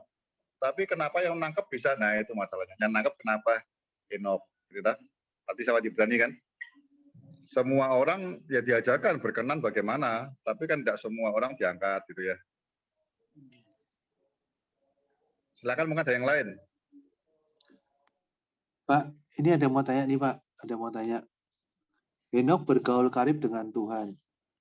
Yang mau saya yang mau saya kenapa tidak belajar saja dari kitab Henokh. Padahal di situ ada pembahasan akhir zaman, rapture, dan lain-lain. Kenapa kitabnya tidak muncul di kitab kanonik kita? Tadi sudah saya jelaskan ya, kitab Henokh itu belum clear. Berapa teolog setuju, berapa teolog belum setuju. Kalau Anda mau yang clear, Anda mau senang yang baca itu, Anda bisa lihat di YouTube-nya mungkin seperti Aruna itu ya, yang semangat menjelasin kitab Henokh gitu ya. Tapi yang lain juga belum setuju gitu loh. Kalau saya termasuk orang yang belum setuju. Tadi saya cerita ya. Karena kitab Kejadian sampai dengan Ulangan itu yang nulis Musa. Ya. Jadi Bapak leluhur dulu belum tentu bisa nulis menurut saya. Karena saya pelayanan di Papua, pedalaman yang sungguh-sungguh dalam, ya, itu orang hanya bisa bahasa lisan. Ada kalau belajar sosiologi, antropologi bisa tahu ya, sejak kapan, tahun berapa tulisannya muncul tulisannya itu.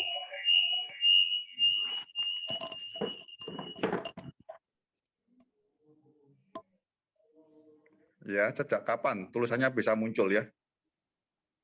Jadi Anda bisa kalau saya masih belum 700% karena saya kalau belajar saya lihat di pedalaman itu ya, suku-suku primitif itu dia tidak punya bahasa. Anda bisa tahu toh sejak kapan, tahun berapa aksara itu mulai ya, suku mana yang tertua, entah Cina, entah Mesir itu ya, yang punya aksara itu. Saya rasa Bapak itu kan mulai ditulis oleh Musa. Musa itu kan karena dia di Mesir, pinter itu ya. Karena cerita yang lain itu kan turun-temurun, cerita dari nenek moyang turun-temurun. Saya rasa begitu. Tapi ini masih pro kontra ya. Itu dari saya. Makanya saya bilang jangan dibahas dulu deh. Nanti itu Henokh yang mana nulis juga masih diperdebatkan. Yang ini aja kita bahas kitab yang ada sekarang. Ya.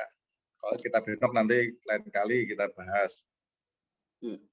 Pak, aku mau tanya nih Pak. Yang dimaksud bergaul dengan Allah itu maksudnya itu secara apa yang dilakukan? Apa yang dilakukan aja tuh Pak? Yang sampai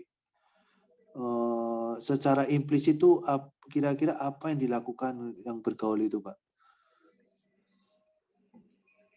Banyak Pak.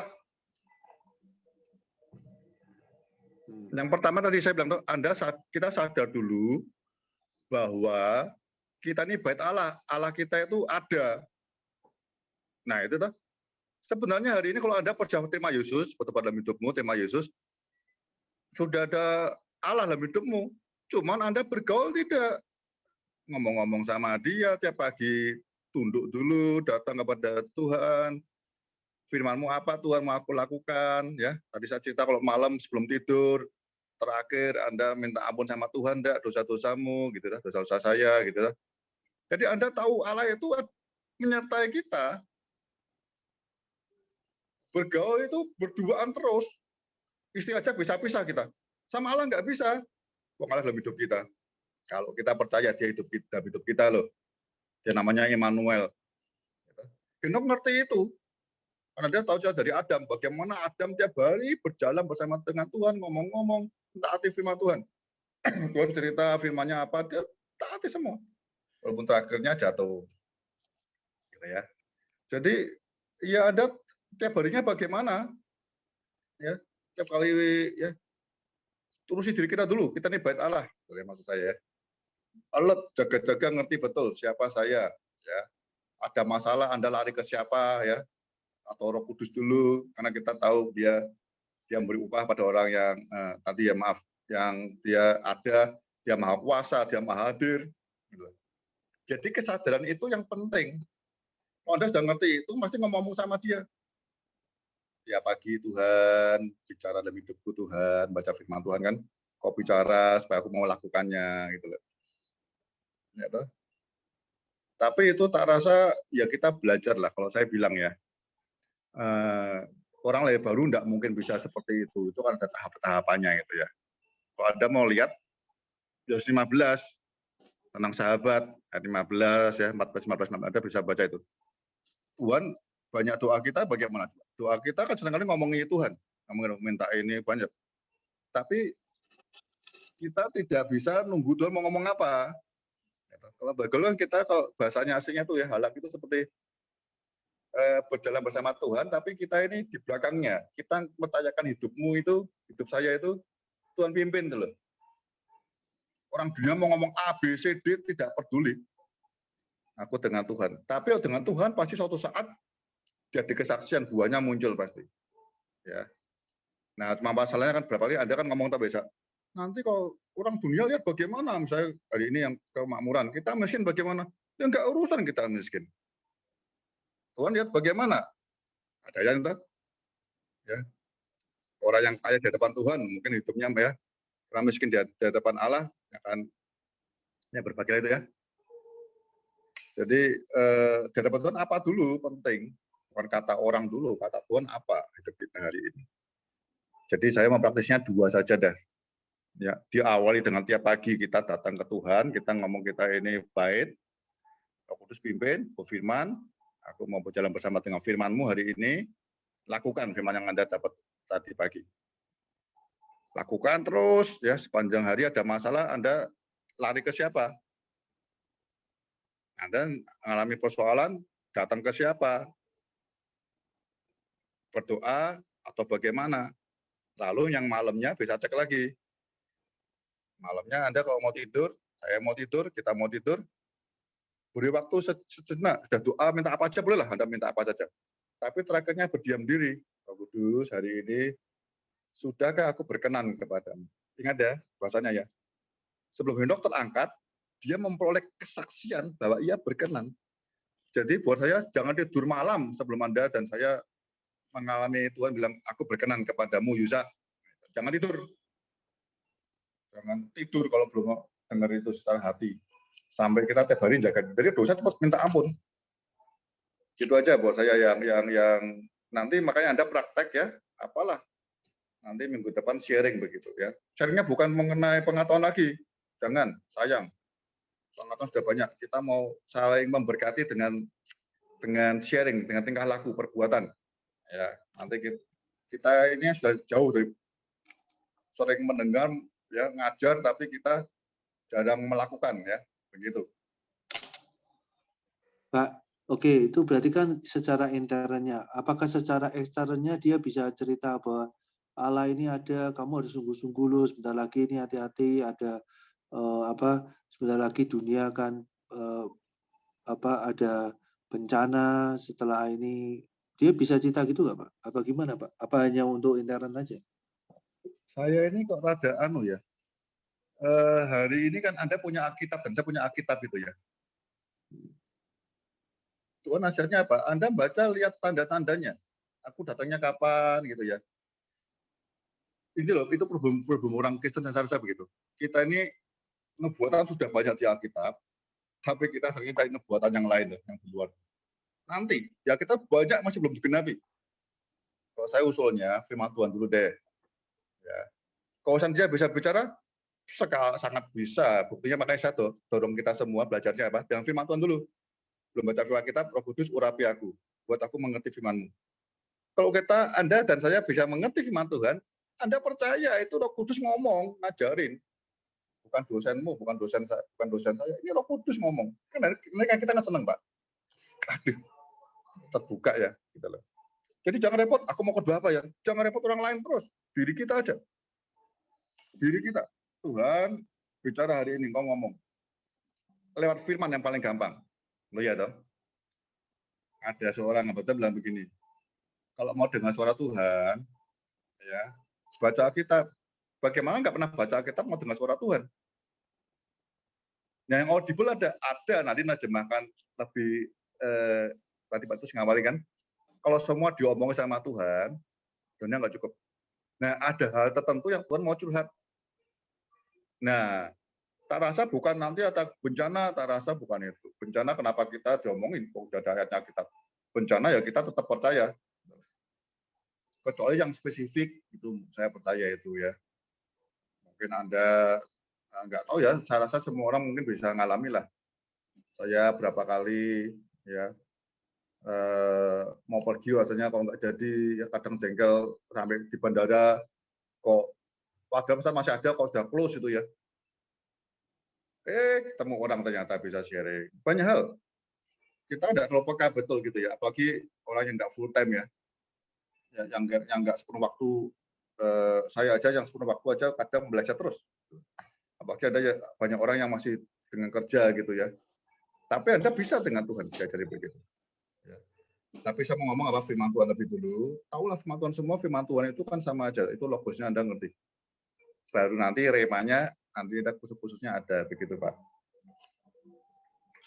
Pak, maksud aku gini Pak, maksud aku kan dia bergaul intim sama Tuhan kan secara pribadinya dia kan bergaul sama Tuhan. Maksudnya secara eksternnya dia Henok itu tuh apakah cerita mengenai kesaksian bahwa apa yang dilakukan nih loh Pak? Maksudnya apa cuma intern aja apa waktu itu terus eksternnya tuh apa dia lakuin itu Pak? Keluarnya maksudnya Pak.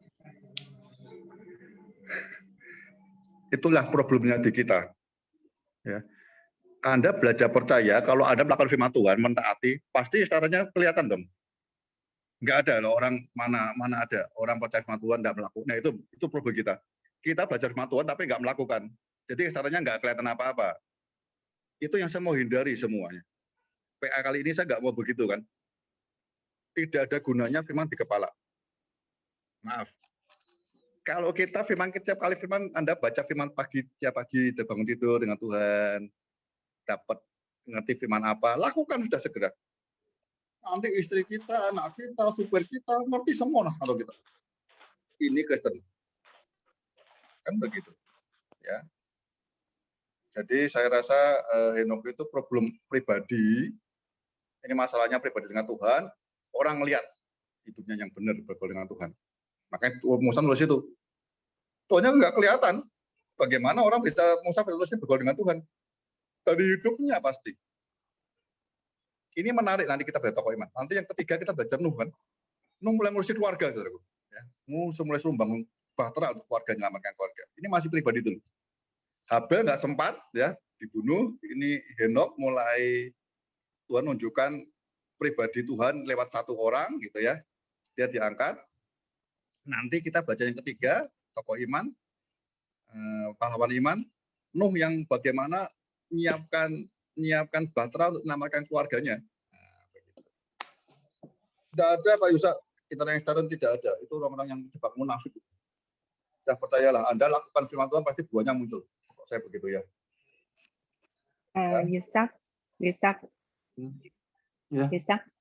Yusak tadi yang pertama kamu nanya sama Honda itu adalah apakah orang bergaul erat dengan Tuhan itu kan secara intern, secara eksternalnya kamu bilang apakah bisa tahu soal bencana segala. Terus yang terakhir nih, yang terakhir kamu tanya lagi pertanyaan yang sama itu mengenai kalau orang bergaul dengan Tuhan, eksternalnya orang lain bisa tahu. Jadi itu dua pertanyaan yang berbeda maksudnya, gitu.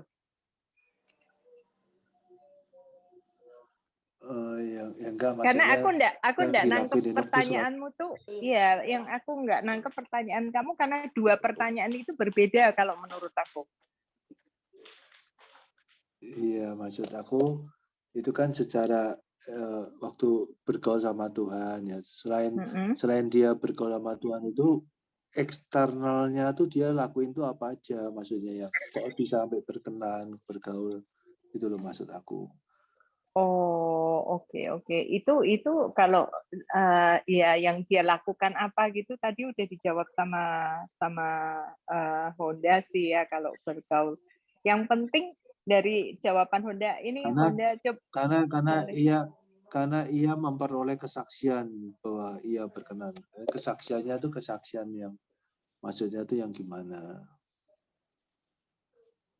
Tadi itu udah dijawab sama Honda. Honda ini tolong koreksi kalau apa yang aku katakan ini salah. Yang pertama adalah bergaul erat dengan Tuhan itu adalah satu, kita harus tahu dan mengakuin bahwa adanya Tuhan dan kita percaya itu tuh Tuhan. Itu yang pertama. Yang kedua adalah kita bergaul erat dengan Tuhan itu adalah kita itu membuat hati kita yang hidup, hati kita yang berbicara, hati kita yang apa ya? Aku bilang alive heart, hati yang bicara terus-menerus dengan Tuhan. Jadi untuk urusan apapun, sekecil apapun, kita tetap attached dengan Tuhan. Nah, karena kita terus-menerus hati kita melekat pada Tuhan, sehingga setiap perkataan kita, perbuatan kita, itu adalah menjadi kesaksian buat orang lain. Itu, benar nggak ya, Honda ya? Dengan kata simpelnya itu adalah seperti itu. Iya, Honda ya? Persoalannya mungkin yang perlu kita jelaskan lebih, gini, kita kan ada Alkitab itu, firman Tuhan itu loh. Kita jangan sampai disingkirkan itu loh. Nah, itu seringkali kita singkirkan kan.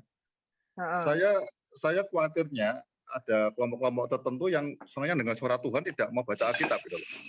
Itu terlalu, buat saya, nanti Anda akan lihat buahnya loh. Itu mengganggu betul banyak orang. Saya rasa apa ya, semua tahu lah kalau kita baca firman Tuhan ya, kita melakukan. Nah, saya rasa gini, kita tidak bisa spesifik Pak Yuda, karena Anda, Bu Sisil, saya kan beda-beda dunianya. Tapi orang sekitar kita bisa lihat itu problemnya gitu loh. Jadi masalahnya apa ya? Kalau saya bilang begini, Anda baca Perjanjian Baru bisa ketemu itu. Di Perjanjian Baru itu ada tokoh-tokoh itu ya. Saya pernah cerita, misalnya Anda lihat tokoh di Roma 16 itu ya, Rufus ya. Rufus itu bukan pendeta. Rufus itu jangan ya. Tapi seluruh jemaat Roma tahu Rufus itu saksi Tuhan itu loh, anak Tuhan itu loh. Nah itu loh. Semua orang showroom mobil Jalapa Gading tahu Yusa ini anak Tuhan. Hidupnya benar. Benar kenapa? Firman Tuhan. Jadi bukan ngomong-ngomong toh, tapi tingkah lakunya semua sekantornya tahu kalau ada masalah. Dulu mungkin kita marah-marah, sekarang kita bisa tidak ya, bisa nahan diri, semua gitu loh. Nah, gitu-gitu kan beda-beda case by case. Tapi yang jelas cerita Henok ini mau ngajar buat setiap kita sadar. Yang pertama ya, sadar apa? Makanya saya bilang jangan mau diangkat dulu. Angkat itu bagian Tuhan. Mana kita mau diangkat? Itu bagian Tuhan. Kalau Tuhan lihat iman kita, membuat kita hidup berkenan kepada Tuhan. Yaitu bergaul karib dengan Tuhan, berjalan tiap hari bersama dengan Tuhan. Itu bisa kalau apa? Satu, percaya Tuhan ada. Tadi saya ceritakan beberapa hal kan. Percaya Tuhan ada itu jangan gampang. Ada, semua orang juga percaya Tuhan ada. Tapi di hidupnya kelihatan. Tuhan ada tapi korupsi, Tuhan ada bikin dosa. Itu kan enggak. Tapi ada lihat kita Yusuf. Nah itu Tuhan ada kelihatan daripada Simpson. Ya, Tuhan nyata Yusuf, diajak berzina, enggak mau dia. Polisi Potifar bilang apa? Enggak ada yang lihat. Yusuf bilang apa? Aku enggak mungkin bisa berdosa terhadap Allahku. Perempuan itu lihat Allahnya mana, enggak ada. Ya, orang sekitar kantormu, semua anak buah mungkin enggak tahu Allahmu. Tapi dari hidupmu yang enggak buat dosa, yang jatuh cepat minta maaf, minta ampun, itu orang lihat. Jadi Potifar lihat, Yusuf benar. Simpson enggak, dia orangnya dahsyat, Allah hadir, tapi dia bikin dosa. Gitu loh. Paling bagus Yusuf kalau Anda yang kerja di sekuler ya. Yusuf ya. Dia prestasinya seperti apa dari budak bawahan sampai jadi wakilnya Potifar. Luar biasa kan? Itu prestasinya orang tidak bisa komplain gitu loh. Makanya saya bilang begini, ketika Henok diangkat, tak rasa nggak ada orang komplain. Ya, karena layak semua orang benar. Tapi kalau Honda dekat diangkat hari ini, mungkin banyak orang komplain sama Tuhan Yesus, kasihan Yesus. Ayo kita jangan malukan Tuhan ya, gitu loh. Itu akibatnya Tuhan kok. Kita jangan diangkat dulu. Layak nggak kita diangkat gitu loh. Syaratnya banyak aja kita tuh. Kita berbuat apa semua, ada semua. Nah begitu maksud saya ya. Jadi Anda dimanapun juga sama, Anda mau pendeta, mau apapun juga, dari buahnya orang akan lihat. Imanmu tanpa perbuatan mati, orang tidak bisa apa-apa. Ya, kasih Tuhan, kasih sesama manusia. Tak rasa begitu ya buat Pak Yusak dan teman-teman semua. Pertanyaanku belum dijawab yang tadi loh Yusak. Apakah Henokh itu yang pertama ngasih profesi tentang the coming of Christ yang di Yudas 1:14? Ya tadi saya sudah bilang kan. Oh, itu udah ya. Itu Aku nggak ngeh. bukan gini. Itu kalau datangan Yesus yang pertama itu Adam dan Hawa dapat itu, ya, benar ya.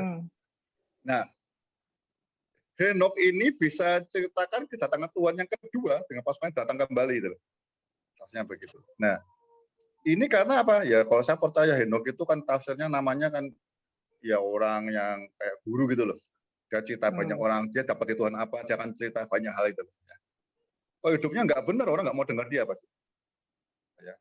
Jadi memang kalau makanya saya bilang itu dulu kan nggak ada tertulisnya ya.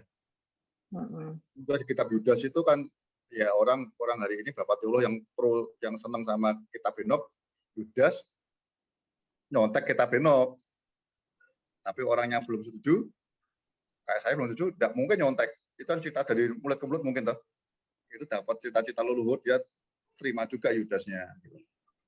Tapi itu yang luar biasa. Saya percaya, kemarin saya cerita kan, hari inilah, oke kita hari ini ya. Tadi saya sama para pendeta cerita begini. Anda pendeta, ini kalau pendeta mungkin saya lebih gampang ya, dengan para pendeta begini.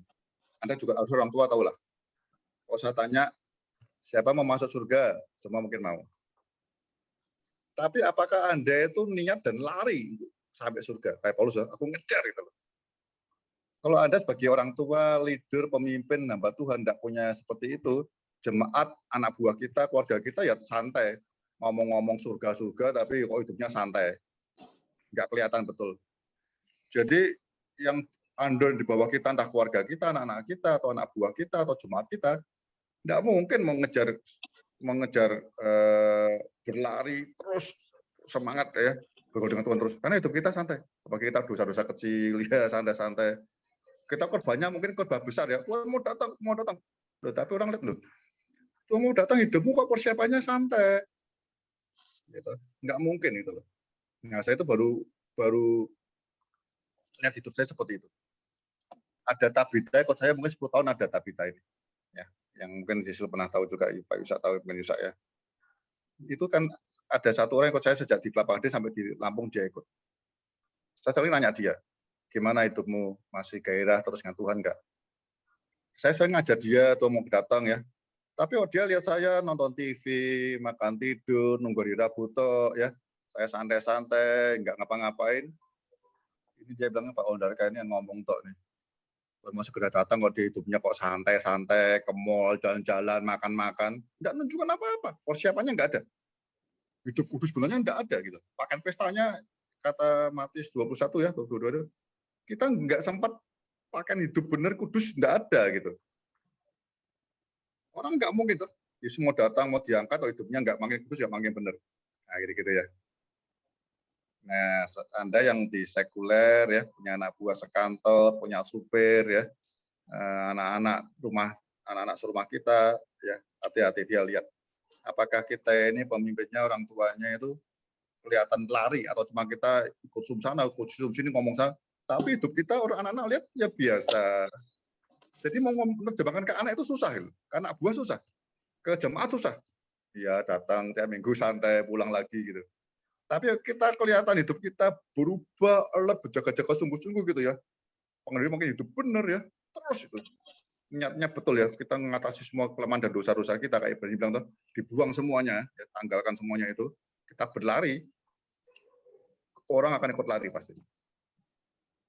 Ya, saya rasa itu yang penting. Makanya kita belajar ini, saya lebih penting aplikasinya, bukan knowledge-nya ya. Oh, begini ya, main begini begitu. Itu ya banyak di Google banyak itu ya. Itu enggak banyak dampaknya buat saya pribadi, buat saudara, buat keluargamu enggak banyak dampaknya. Karena anak-anak kita udah capek kali dengar firman Tuhan kita ajarkan. Dia mulai hidup kita. Ya, nubuatan itu akan muncul seiring dengan hidup kita loh. Apalagi orang sering bernubuat ya. Orang bernubuat tapi hidupnya santai kan kita Bingung juga tuh ya. Baik, Thank you. yang lain mungkin bisa nambahkan. Ya, terima kasih Pak Ondarka. Mungkin ada teman-teman yang lain, selamat datang Bu Maria. Ada mau nambahin, silakan. Belum, Pak. Soalnya tadi kan ngikutnya udah belakangan. Oh, Cuma iya. tadi itu aja. Tadi Bu Sisil ngomong, maksudnya orang tuh suka ngaku bahwa dia itu anak Tuhan atau dia tahu Tuhan, tapi sebetulnya dia nggak tahu gitu. Pak Ondarka, saya tanya ya, apakah itu perumpamaan yang seperti Henoh melekat itu seperti pokok anggur itu, Pak? Jadi sebetulnya kita itu akan dilihat orang dari buahnya itu sebetulnya ya karena kita udah melekat sama Tuhan, yang balik tadi Pak Yusak bilang mengenai eksternalnya, orang lihat kitanya itu seperti kayak perumpamaan melekat di pokok anggur itu atau enggak, Pak? Kita adalah carang-carangnya. Pokok anggur ya? Iya. Ya. Kan katanya kalau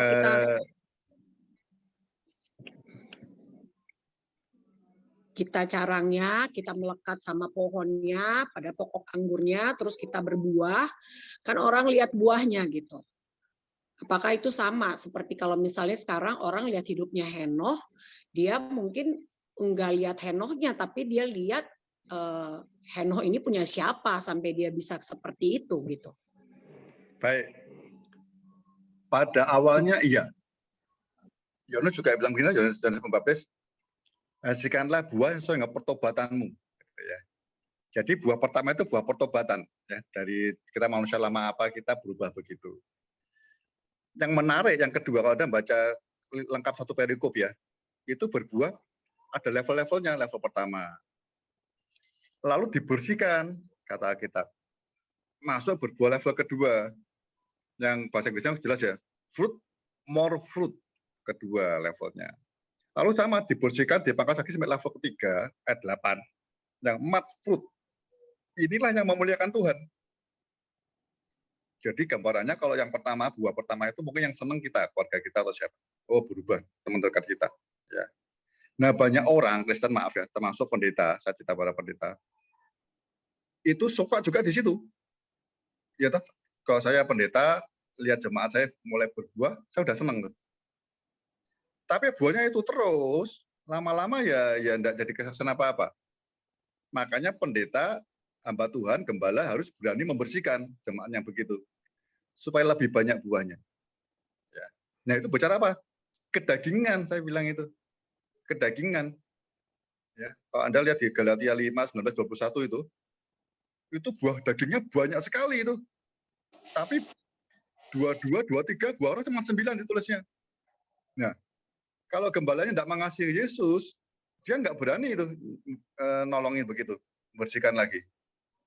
Yang intinya apa? Saya mau sampaikan, Bu Maria dan kita semua, ada proses dan progresnya kelihatan itu. Banyak orang sudah saya dulu udah nggak nyontek, nggak ngerokok, diem, berhenti. Pertama orang seneng, ternyata Ondarka masih suka marah-marah, masih suka ngomongnya agak bohong-bohong dikit. Nah, masih ada kan? Karena buah daging itu banyak sekali. Nah, itu yang saya sampaikan ya. Tokoh-tokoh iman itu akan kita belajar banyak hal itu ya. Bagaimana harus daging demi daging satu-satu toh. Nanti kita tahu Abraham, kita tahu Musa, bagaimana seperti apa. Nah, yang penting buahnya terus berproses dan berprogres. Orang lihat berubahnya terus, jangan berhenti. Seringkali kita sudah berubah berhenti kan. Apalagi sudah menangkan jiwa. Buah-buah manusia yang lain. Entah masih ada buah roh, dan sebagainya. Banyak itu buahnya. Nah, sisi-sisi itu yang saya rasa dengan bergaul dengan Tuhan tiap hari dengan firman Tuhan, kita mau berubah, mau melakukan firman Tuhan. Plus ada gembala dari kita loh, gembala yang naungi kita ya. Kalau Efesus bilang, Efesus 4, 11-16 jelas.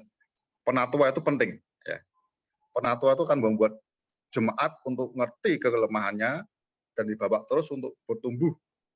Terus dalam melayani dan seterusnya. Ya. Nah itu. Jadi untuk buah pertama senang iya. Tapi kalau berhenti itu yang problem hari ini. Saya rasa banyak orang Kristen yang sungguh-sungguh berhenti di situ, buah level pertama. Karena tidak banyak orang yang berani di atasnya, yang orang mengasihi Anda, mengasihi Tuhan, berani moles daging kita, bersihkan dan mangkasin itu. Tapi dengan firman, dengan Roh Kudus, hati kita akan siap seperti itu, Bu Maria. Ya, pokoknya intinya berjalan bersama dengan tiap hari, day by day. Ya, terus bergaul itu apa ya? Firman penuh full gitu ya. Kira-kira begitu. Nanti kita akan plus ditolongi dengan gereja Tuhan harus dengan penatua jemaat. Baik. Artinya ada perubahan dan pertumbuhan, gitu ya Pak. Kalau misalnya stage-nya di situ terus juga sama juga. Jadi kalau misalnya dia bertumbuh tapi stage-nya di situ terus berarti dia sama saja tidak tumbuh kan? Nanti yang lihat orang lain bisa, orang terdekat bisa lihat orang terdekat ya. Orang dekat kita bisa lihat toh. Iya.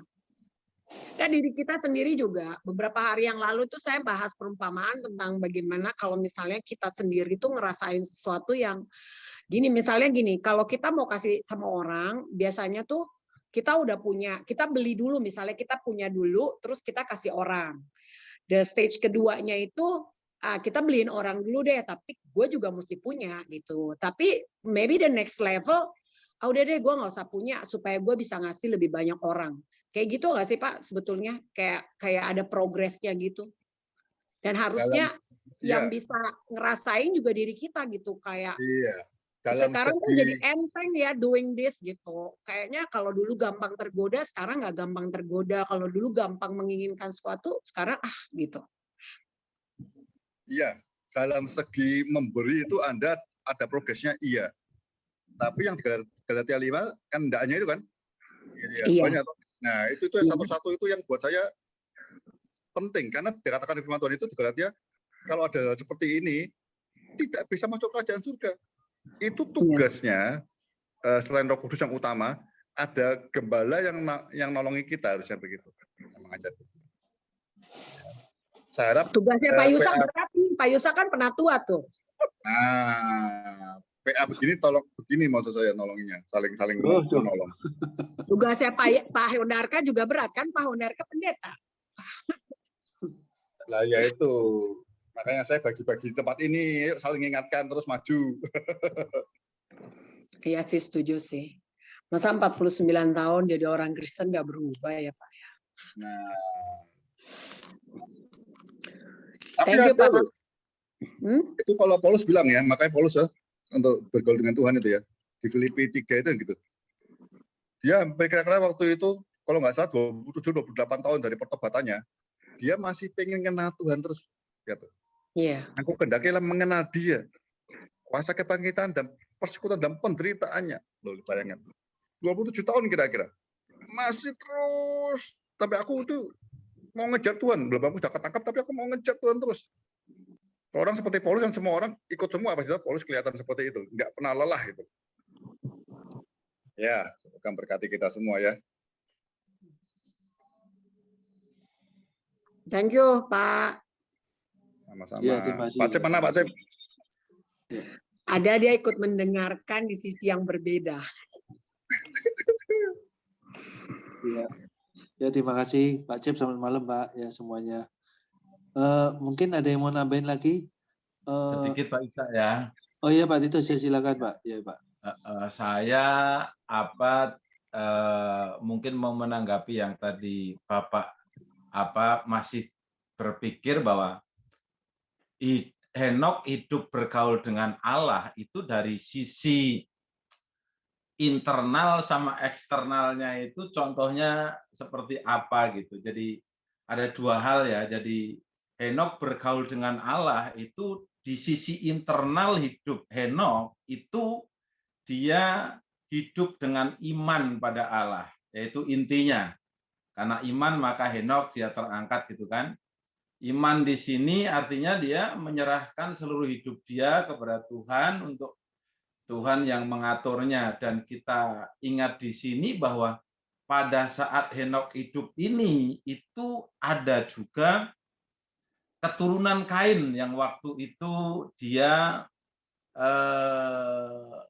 ada dua kelompok keluarga yang pada dasarnya berbeda berkembang di atas muka bumi waktu itu, yaitu keturunan Kain, dia yang memberontak kepada Tuhan, dan keturunan dari orang saleh itu yang diwakili oleh Henok ini. Dan secara internal itu dia punya iman kepada Tuhan. Di tengah-tengah dia itu selalu dipengaruhi untuk hidup dengan kelompok-kelompoknya Kain di Ibrani 11 ayat 5 sampai 6 itu kan ya. Dan itu dia juga teguh menentang ketidaksalehan orang-orang yang hidup di angkatannya, itu di Yudas 14 sampai 15. Itu baru menentang itu di dalam. Lalu eksternalnya itu apa wujud kesehariannya itu gitu. Jadi eksternalnya itu Henok ini merupakan seorang pengkhotbah kebenaran yang mengecam dosa dan gaya hidup yang tidak benar. Di Ibrani 11 ayat 5. Jadi dia benar-benar bukan hanya punya iman, tetapi dia melakukan, dia negor orang, dia memberikan teladan di dalam hidupnya, dan itu melalui hidup kesalehannya. Jadi iman itu bicara tentang yang innernya, internalnya, ya kesalehan itu yang muncul di permukaan di hidup hari-hari. Jadi sebenarnya orang percaya masa kini itu kita mesti harus sama-sama belajar merenungkan hidup Henok sebagai teladan, karena kita juga hidup di tengah-tengah angkatan yang jahat dan tidak saleh. Dan karena dua hal ini, iman dan tindakan kesalehan ini, Henok berkenan kepada Allah. Itu saja, dan kita mesti tahu bahwa sampai zaman Nuh, itu seluruh generasi keturunan Kain lenyap. Itu yang dimaksud dengan dunia ini akan selesai tadi, mungkin itu Pak. Oke, terima kasih Pak Isa. Iya, terima kasih Pak Titus. Terima kasih Pak, terima kasih Pak. Ya, mungkin ada yang mau tanya lagi, ada yang mau nambahin? Pak Bambang silakan, atau Pak Andi silakan.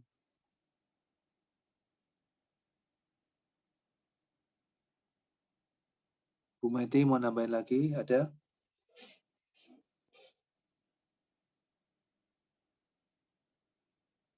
Ada yang mau nambahin lagi, saudara? Pak Andi silakan Pak Andi. Pak Bambang, Pak Steve.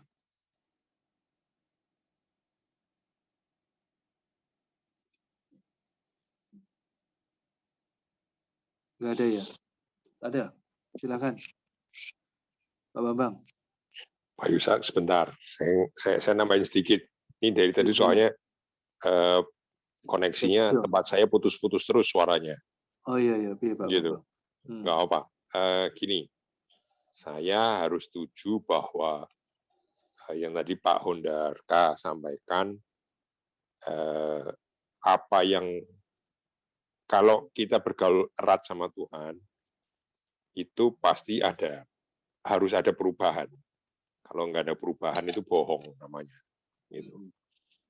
Apapun bentuknya, apakah kita jadi orang yang lebih kalem, jadi orang yang lebih sabar, jadi orang yang bisa mengendalikan emosi, misalnya seperti itu, jadi orang yang lebih punya hikmat, misalnya gitu, jadi orang yang lebih sensitif, misalnya ya, tidak harus menjadi lebih buah roh, Pak. 9 buah roh. Ya, tidak harus menjadi lebih kaya.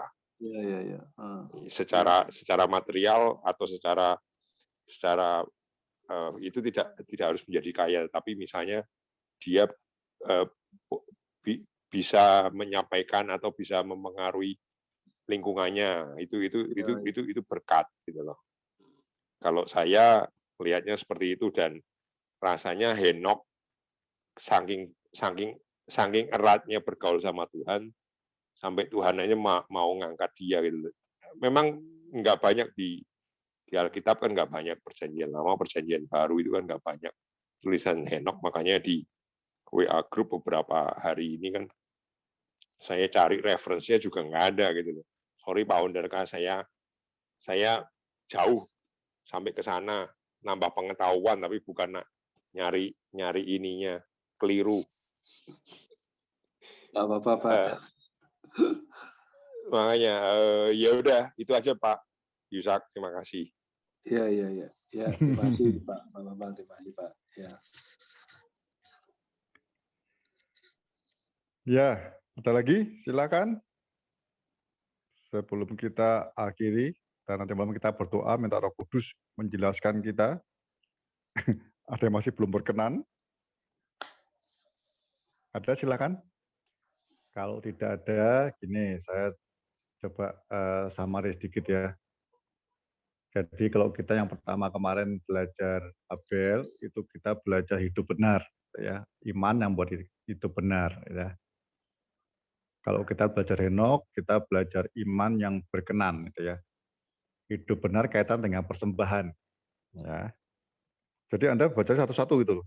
Jangan tinggal nih, Henok berarti persembahannya gimana? Benar nggak? Ya pasti benar lah. Jangan dicampur aduk begitu satu-satu belajarnya.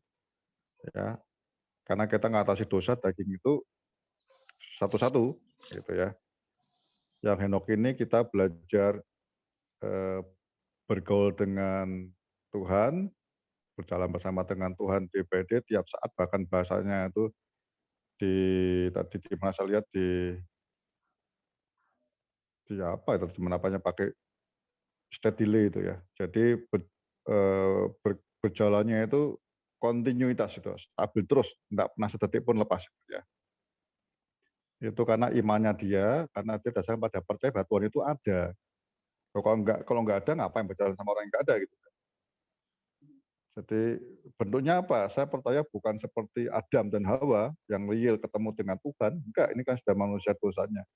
Tapi bentuknya, kalau saya hari ini ya dengan Roh Kudus, dengan firman Tuhan itu. Ya. Bagaimana ketaatannya kita dengan firman Tuhan. Ya.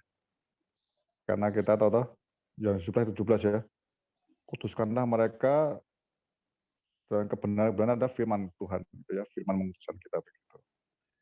Henok itu kita belajar dengan iman yang berkenan, Tuhan dasarnya bagaimana bisa berkenan dan terus dengan Tuhan, karena kita percaya Allah itu ada gitu loh. Allah ada itu bukan gampang buat saya. Semua orang juga percaya Allah ada, cuma masalahnya Allah ada itu Allah ada di mana? Di surga apa di hatimu? Yang kedua, di hatimu Allah yang apa? Allah yang bergerak atau Allah yang teman kos? Kalau jangan nama gitu toh. Saul diurapi, Roh Kudus tinggal, Saulnya dosa, Roh Kudus pergi gitu. Penyembahan nggak bisa. Kita bait Allah, dia tinggal terus bersama dengan kita gitu. Roh Kudus gambarkan seperti merpati. Jadi kita dengan lembut, tolong Roh Kudus tiap malam ya, apa yang masih belum berkenan. Pokoknya tiap malam sebelum Anda tutup mata, bukan mati ya, tidur, Anda punya kesaksian berkenan hari ini. Itu buat Anda tidurnya dalam damai sejahtera begitu. Bangun dimanapun nggak urusan. Karena hari ini Roh Kudus bilang, benar, sabaslah ya hambaku. Nah, gitu, disenangkan dia. Ya, aku berkenan, maaf bukan benar, aku berkenan kepadamu hari ini. Berkenan itu levelnya kalau di Roma 12 itu kalau di ayat satunya kan persembahkanlah hidup bagaimana hidup kudus dan berkenan gitu ya. Kalau yang Roma 12 ayat 2-nya berkenan itu level setelah Anda tinggalkan duniawi, pikiranmu enggak dunia lagi, karena ingat ya, berapa kali Pak Yusak juga cerita toh, itu value-nya dunia sama kita kan beda gitu sama value-nya Allah gitu ya. Kalau Anda ngejar value dunia, ya pengen menyenangkan dunia seperti apa? Ya, itu tinggalkan supaya Anda tidak support dengan dunia, lakukan kehendak Tuhan yang baik dulu, baru berkenan. Itu levelnya berikutnya, level kedua berkenan. Ya, jadi prosesnya nggak mudah. Nggak mudah, berarti sederhana, tapi bisa dengan Roh Kudus. Tiap pagi dengan firman Tuhan, dengan rendahkan diri, ada percaya Allah itu Maha Kuasa. Anda siapa? Anda bisa apa-apa. Yesus bilang yang di pokok anggur nanti ya, Bu Maria, di luar engkau kamu nggak bisa berbuat apa-apa, jelas. Tapi apa omongannya dunia sama iblis? Justru di luar Tuhan kita bisa buat apa saja. Jelas kan? Iblis semuanya begitu. Justru tanpa Tuhan. Sebenarnya saya pernah cerita ya, kalau Anda jujur ya, saya pernah jujur sama Tuhan. Sebenarnya kalau saya benar Roh Kudus buat saya repot loh. Repot, Anda sadar ada Roh Kudus, repot. Anda mau guyon sedikit kebablasan, Roh Kudus nggak enak. Ya. Anda mau apa sedikit lihat apa nggak enak. Roh Kudus itu merepotkan sebenarnya. Anda bisa latihan supaya kayak Henok, menyenangkan. Tapi mau jujur Pak Yusa, kan cerita bagaimana kita kan bingung, karena produksi itu repot. Kita di kantor jangan sama anak buah, nggak boleh marah. Tadi Pak Bambang bilang ya, kasur kalem. Gitu ya. Itu merepotkan kita, ganggu kita sebenarnya. Kita nggak boleh nonton sembarangan, apa mau nggak boleh sembarangan, apa nggak boleh. Repot. Repot kalau ada merasa repot terhadap Kudus, berarti kita benar-benar Henok. Yang dibenahi siapa? Kitanya, jangan Roh Kudus dibuat diam. Dia maha kuasa dan maha hadir. Yusuf tahu itu. Itu yang Pak Tus tadi bilang, itu yang bisa membuat kita hidup saleh. Nah, hidup saleh itu yang bisa menjadi saksian. Jadi bahan khotbahmu. Hidup saleh itu bisa membuat orang, itu apa, saya nggak langsung nubuatan, Tuhan mau segera datang, karena hidup kita makin saleh, makin kudus, makin benar, begitu tuh. Orang lihat, wah ini ngejar, Tuhan mau datang nih. Karena kita mau diangkat. Yang mempelai yang mau diangkat. Kita kelihatan itu loh. Makin kudus, makin benar ya. Di Wahyu ada 19 itu, kita makin menyiapkan pakaian pesta kita. Keadaan harus berkilau-kilau makin nyata. Itu benar dari orang kudus. Itu kelihatan betul. Nah, kalau dari situ, ya, yang kedua kita percaya Tuhan memberi upah. Pasarnya apa ya? Sungguh-sungguh mencari Dia. Sungguh-sungguh itu poin yang penting, saudaraku. Hati-hati ya. 1:2 bilang apa? Antikristus itu mulai dari antara kita yang enggak apa, yang tidak sungguh-sungguh. Saya main enggak sungguh-sungguh. Jadi enggak sungguh-sungguh bukannya sekedar enggak diangkat mungkin, tapi antikris itu kita di situ. Jangan main ya. Untuk bergaul dengan Tuhan itu perlu kita punya hati sungguh-sungguh. Mencari Dia sungguh-sungguh gitu loh. Ya, itu buat saya penyesalannya urusan nanti mau diangkat atau tidak itu rewardnya dari Tuhan. Tuhan yang menentukan. Tadi saya ceritakan, kalau hati kita masih nggak sungguh-sungguh begitu, masih suka-suka duniawi, ya nggak berangkat lah. Jangan nanti yang protes banyak kan. Lah, benarkah begitu diangkat? Aduh, repot nanti malu Yesus saja. Ya, itu yang saya mau sharing, karena saya ngerti betul, saya mau tutup dengan kesaksian ya. Saya itu pernah di tol nabrak mobil di depan saya. Nabrak begitu. Ya, mungkin waktu itu macet mendadak, saya di belakang nggak lihat, dia lampu remnya mati kali. Saya nabrak mobil di tol itu. Kemudian orangnya turun. Saya lari, enggak, saya juga turun. Ngomong-ngomong, ya Pak, maaf. Bapak ganti, oh ya saya ganti. Tapi jangan di sini Pak, mungkin kita turun tol aja Pak ya. Turun tol, pintu tol berikutnya. Bapak ikuti saya. Oh baik. Saya ikuti dia kan. Saya ikuti dia. Itu sama pelayanan itu. Saya ingat, sama pelayanan satu gereja. Kalau nggak salah di GKI Rawamangun mungkin. GKI untuk itu kata persekutuan doanya GKI lah, saya lupa. Itu dia, saya ikuti, dia ngebut itu. Jadi mau keluar Rawamangun itu, saya waktu keluar Rawamangun itu, dia malah cepat itu loh. Saya ketutupan. Saya punya alasan banyak. Tuhan, ini orang nggak mau diganti Tuhan. Saya sudah mepet jamnya ini. Tapi orangnya udah hilang. Saya sudah mau belok, saya mau enggak peduli. Ini orang enggak butuh, ya sudah. Ketika saya mau belok ke arah pelayanan saya, Roh Kudus bilang apa? Pondarka, jangan lari. Stop. Balik, kamu kejar orang itu. Nanti kalau kamu tidak menyelesaikan hal itu, nanti kamu di pengadilan besok, kamu duduk di sebelah kananku, orang itu lihat, dia protes.